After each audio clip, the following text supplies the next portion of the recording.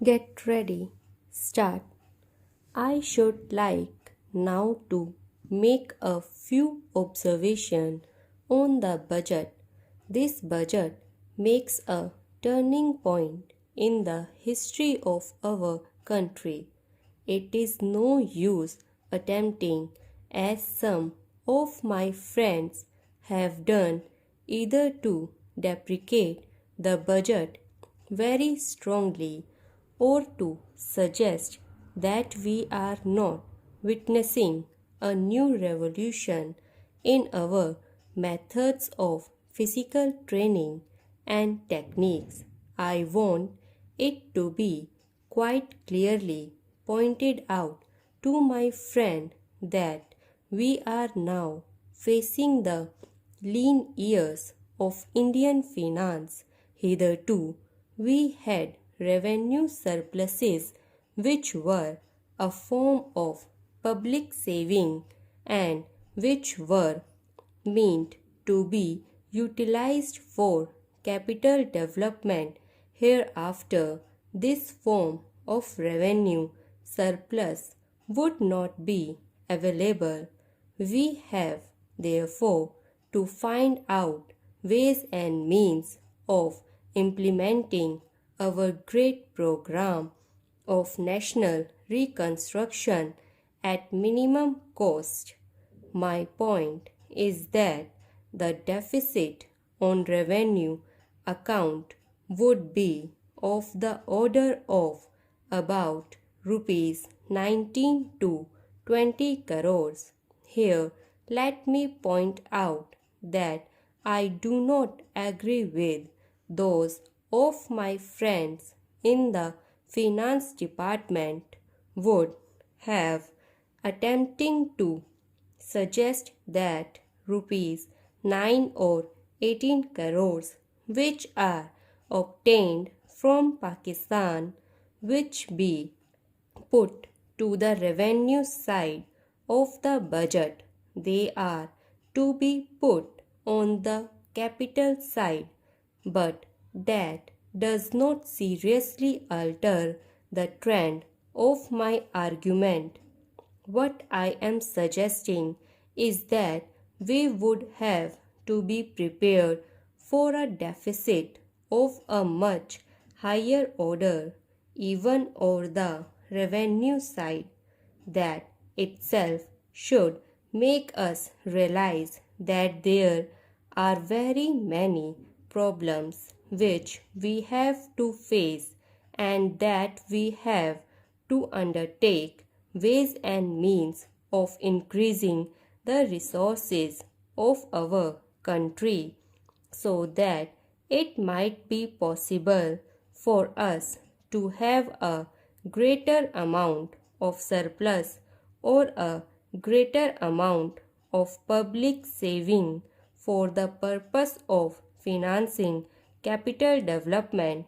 The finance minister, in the course of his speech, Mr. Deputy Minister pointed out that the deficit during the past 2 years were of the order of rupees 83 crores.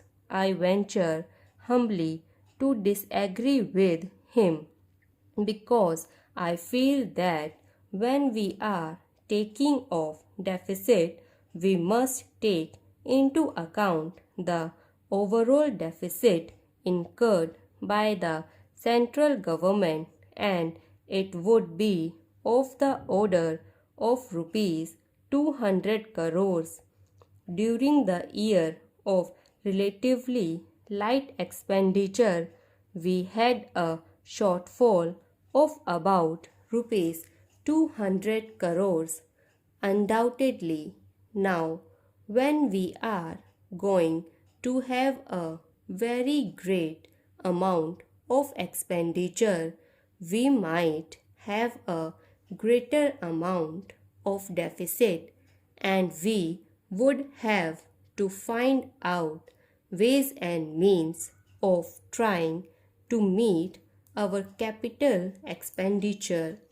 Some members have pointed out that deficit financing is going. Others have pointed out that it is poison. One honorable member who preceded me pointed out that it could be taken like a tonic. Now, I am not willing to enter into the merits of deficit financing or demerits of deficit financing in an academic spirit. The time has now come when we should face realities. I do suggest that we have to indulge in deficit financing because without indulging in deficit financing, it would not be possible for us to indulge in capital expenditure or such a large scale. But when we are taking off the scope of deficit financing, I would like to place before the House and the Finance Minister the two great limitations which face us. The first limitation that faces us is that concerning the internal price level. The Honorable the Finance Minister referred to the cost of living.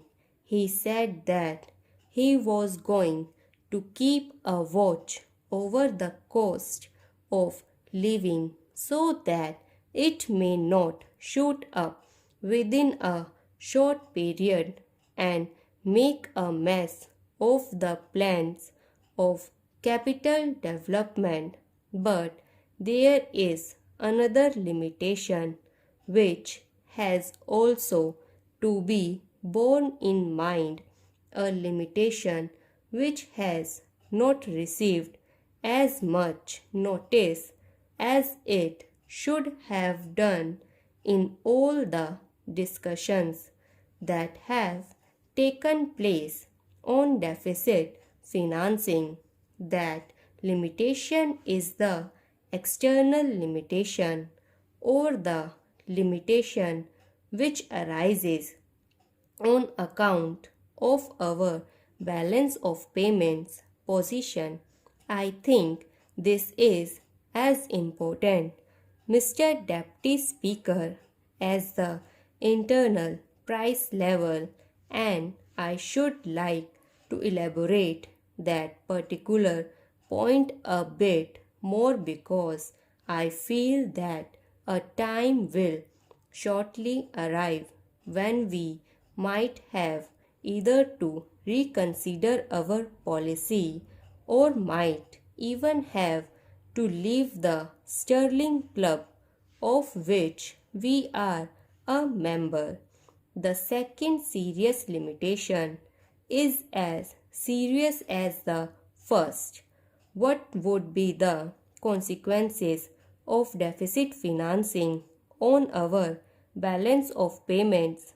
The finance minister in his budget speech points out that so far as the balance of payments position is considered, they have now, whether it is by accident or design, a favorable balance, and they have contributed about rupees 63 crores to the dollar pool during the past 6 months.